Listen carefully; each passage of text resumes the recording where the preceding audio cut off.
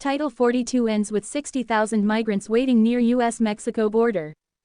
By CAMILO Montoya-GALVEZ. Updated on May 12, 2023, 9:36 a.m. CBS News.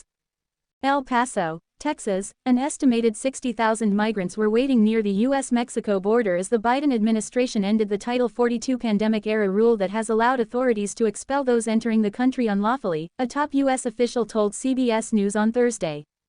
Border Patrol Chief Raul Ortiz said his agency was preparing for some of the tens of thousands of migrants currently on the Mexican side of the U.S. Mexico border to try to cross into the U.S.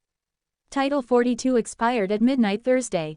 Upwards of 60,000 migrants we project are staging in and around the immediate border area, Ortiz said in an interview earlier in the day in El Paso. So we're focused on ensuring that we're doing everything we can to allocate resources to address those flows. In the lead up to the end of Title 42, which was triggered by the expiration of the national COVID-19 public health emergency, border officials have already seen a spike in migration, recording around 10,000 daily apprehensions on some days this week. As of Thursday, nearly 25,000 migrants were in Border Patrol holding facilities and tents, Ortiz said, despite the agency only having capacity on paper to hold several thousand individuals. Ortiz said Border Patrol is working to reduce overcrowding in its holding facilities by rapidly releasing some migrants without court dates. We are over capacity in several of the sectors, Ortiz said. And so we're working closely with our NGO partners, our communities to make sure that we release those migrants after they've been vetted and cleared, and they pose no significant threat to the community. Ortiz attributed the current spike in border arrivals to smugglers, forcing some migrants to make some decisions that ultimately they probably shouldn't make, by spreading misinformation about U.S. policy, including on social media.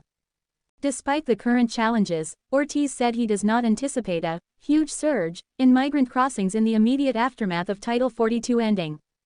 Ortiz noted the transition away from Title 42 won't be abrupt, mentioning that on Wednesday only 19% of the migrants taken into custody were processed for expulsion under the public health order. He also said the government is hoping to deter illegal crossings by deporting or returning migrants who don't qualify for asylum and prosecuting repeat border crossers. In fact, the Biden administration has made it harder for migrants to qualify for asylum after Title 42. Under a rule implemented Friday, migrants who cross the southern border without permission will be ineligible for asylum if they did not ask for protection in another country, like Mexico, on their way to the U.S. Those unable to prove they qualify for an exemption to the rule will face deportation to their home country or Mexico, as well as a 5-year banishment from the U.S. The ACLU and other groups challenged the new rule in federal court late Thursday, but the Department of Homeland Security defended it, saying in a statement that it seeks to incentivize migrants to use lawful pathways instead of taking the dangerous journey to unlawfully cross the southern border.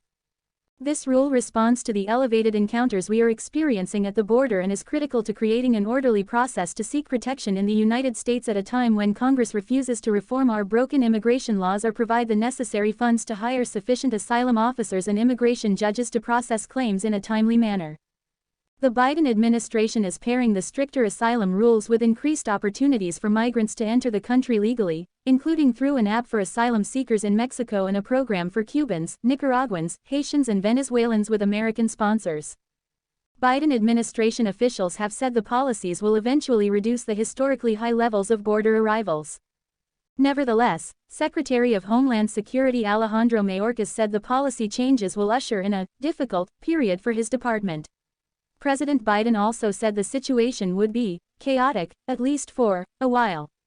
Meanwhile, U.S. Immigration and Customs Enforcement (ICE) also announced late Thursday night that it was adding several thousand beds in its detention centers in response to the expiration of the COVID-19 public health emergency.